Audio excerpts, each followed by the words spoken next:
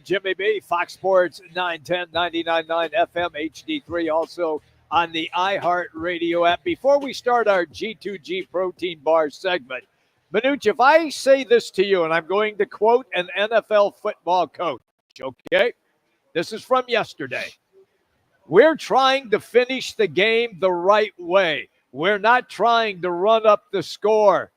Play better. That is Sean Payton after the Carolina Panther players went to him and accused him of running up the score. Cry me a river, Carolina Panthers teams. In the National Football League, if you run it up, whatever, there is no such thing as running it up. It's like, stop us. Yes. Because what happens, what I recognize in college football, that happens. You take the knee. Now, there's a lot of teams that if there's like a minute left or whatever, they're up by 8 now, whatever, they'll take the knee. Sean Payton's a little different, cut from a different cloth. He is. So, you know what? Cry me a river, Carolina Panthers, like you haven't done that before from that standpoint. Canales, the head coach, they talked. They had a little discussion there. A couple of players went up to him. You saw on camera. I did. Some of them looked back at Payton and said a couple of expletive deletives or whatever, type of thing. You know what? You got your butt whooped. Just move off, tip your cap, and move on down the road. So anytime I see, they ran the score from pro football players, move on. That happens in high school, in college, and there's a lot of teams. Obviously, Detroit, they took a knee. They weren't going to score 95 points. Well, maybe. They could have. They could have. Yeah. But I just saw that unfold yesterday, and I'm like, you know what? We beat Cincinnati, I think, 52-21. I mean, there's payback that happens all the time. So just you take your butt whooping and move on. There you go. I just wanted to pick the quarterback's brain on that one. I knew that you would appreciate that. All right, it's time now for our G2G protein bar segment, and it is all presented by G2G, and they are a game changer. They're available now at Costco. Just check the refrigerated section, and you'll see what I mean. You can also go online at G2GBar.com. That's G2GBar.com.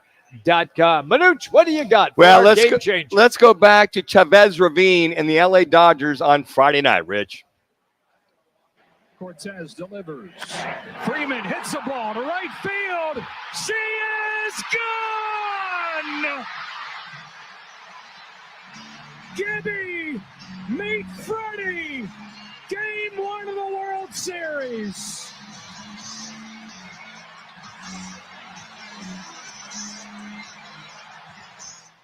The I Love LA in the background there. All that going on with Newman singing that. It's got to be Gibby meet Freddie. What a phenomenal home run. Dodgers first baseman Freddie Freeman was the G2G protein bar game changer on Friday and Saturday night, folks, as he hit the only walk-off bases loaded home run in World Series history in this 6-3 win, and then had a solo shot on Saturday night to make the score 4-1 as they went on to win that game 4-2. By the way, are you sitting down there, Jim? Okay. For all you folks out there that like trivia and just kind of things, you go, wow, really?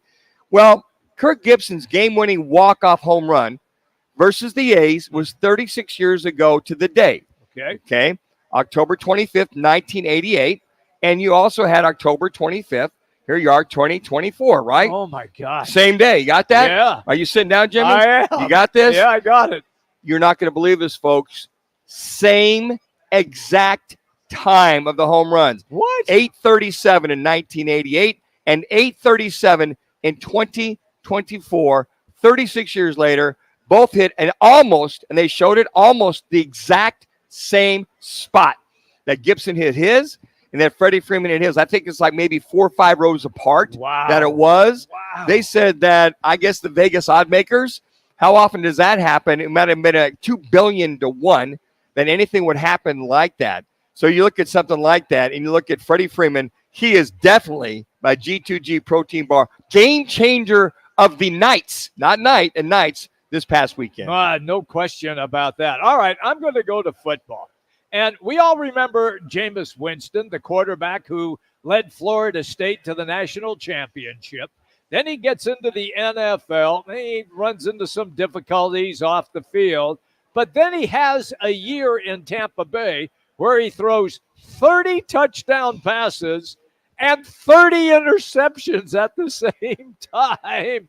The dude can play. Manucci sat on this radio show and said, I have no idea why the Browns aren't playing Jameis Winston. So for me, and what took place yesterday, he finally gets the start with the Cleveland Browns. This is one of the big Jameis Winston's touchdowns. Here it is. Going for it all for the end zone for Tillman. He's got it!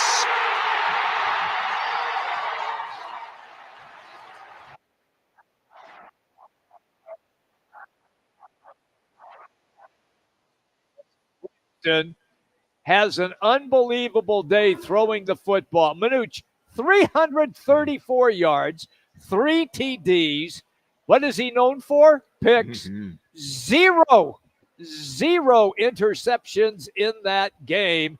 And the Browns go on to upset the Ravens. Winston is 27 of 41. And I'll repeat the stats quickly again. Especially that last one. 334 yards, 3 touchdowns, 0 interceptions. You know, and that's been his Achilles heel, right? His career is, you know, you mentioned it. You know, it's one of those things that drives coaches nuts.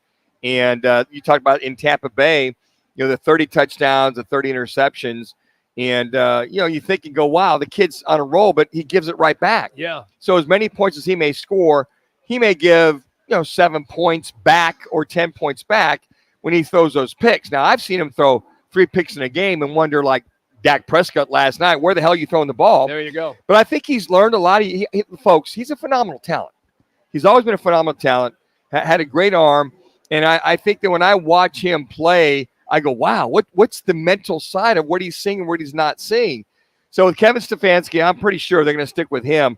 But that's a big win for the Cleveland Browns fans. Oh, yeah. I mean, for the Ravens to beat the Ravens, and the hell, that spread might have been 8 or 9. I'm not sure in reference to that game. But I think that I look at something like that, and I don't know what he was doing in preseason not to be the backup. DTR was the backup initially. He got hurt, so he's now in there. And I think from here on out, he's going to have to play it out from that particular standpoint. So those are some of the things when I watch, you know, game changers or individuals, right? What you see in a game that really stands out. It's like, you know, sometimes if we looked at it, there's a couple of things I looked at in reference to, you know, James Conner. He was a game changer in the fourth quarter. You looked at, okay, he didn't have a great game, 53 yards rushing. But sometimes those clutch yards clutch. He had 2 key runs. Yes. The offensive line opened up some holes. Yes.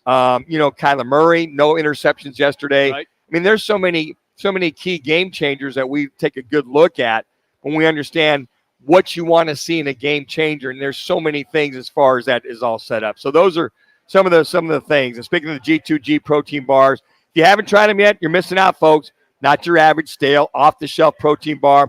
What makes these bars so delicious is they're fresh with no preservatives, and they're stored in the fridge. I pack them for my lunch and all the workouts out there training for all my quarterbacks because they're a great way to get some solid protein, healthy fats in your diet. Got to check them out in the refrigerated section at Costco or G2GBar.com. That's G2GBar.com. Get one today. Again, one more time, G2GBar.com or the refrigerated section at Costco. All right, so we're here at the Trophy Bar, and we'll be here all through the evening. It is a phenomenal sports night. Game 3, World Series. Monday Night Football, Giants and Steelers. NBA basketball, Lakers and Suns. This place will have all of those games on. You won't miss a thing. You want to watch all 3 at the same time? This is the spot right here, the Trophy Bar. Yeah, it is. I mean, they've got the TVs all around, and we already got some Giants, New York fans. Yes. Got one man here that's going to wear his Giants jersey and his Yankees hat. Okay. You know what's interesting? It's Giants or Yankees, or it's Mets, Jets. It's amazing how that works out. And I've met many people, if they're Jets fans, they're Mets fans. Well, or vice versa. You have to remember the Jets began playing on Long Island where the Mets played, their old baseball stadium. So before Shea was built. Yes. And then when Shea was there, then that's where they played. And so I think that's kind of how that comparison. I'll give you a little history. You probably know this, Jimmy. The Shea Stadium was built because of the World's Fair. Correct. That was built there in Queens. Yes. And that was all part of the World's Fair. You had the Jet Stadium, which was there, was that 62, 63, going way back. I played there a couple times. Yep. It was just, It's one of those, back in those days, you walked into the Jets locker room in Shea Stadium. You walked in, and the locker room was maybe 25 feet long by 3 feet wide, okay? To get 53 people, 10 coaches, whatever. But I'll never forget this as long as I live, speaking of the Jets. So we go in, and we practiced in Buffalo. We flew in overnight, get there early, go to my locker, all of our stuff's laid out. And I just had this habit of, bapping my shoes together and just knocking off some of the mud from the last game. So I bap it off, and I always just kind of turn my shoes upside down. This roach, about the size of you, Jimmy B, falls out of my cleats. And I went, oh, my gosh. He must have crawled in there at nighttime. Yeah. And I went, you got to be kidding me. I could have put a damn rope on him and rode him. I went, you got to be kidding me. Folks, true story.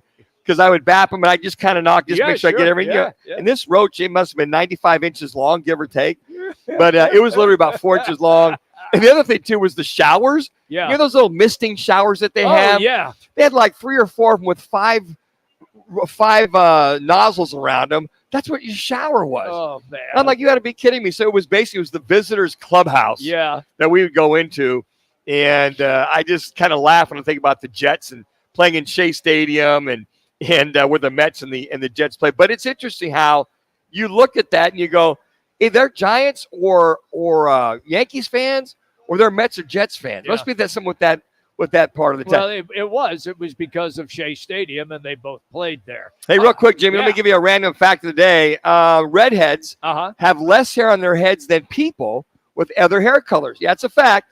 The average redhead has 90,000 strands of hair versus 110,000 strands for blondes and 140,000 strands for brunettes. But red hair is thicker than the other two. Who the hell has time to count that out? I was just going to say. Over some these studies are just amazing to me. Who the hell is counting hair on people's heads and they get paid to do it? Are you kidding me? All right, coming up, we need a challenger. Tim Hovick will be our guest. Santan Ford will take caller 5-602-260-9191. Yeah, and you're going to play for a Trophy Bar gift card. Rockamanoots with Jimmy B. Fox Sports 910. Year after year, Clear Row is voted best personal injury law firm in Arizona.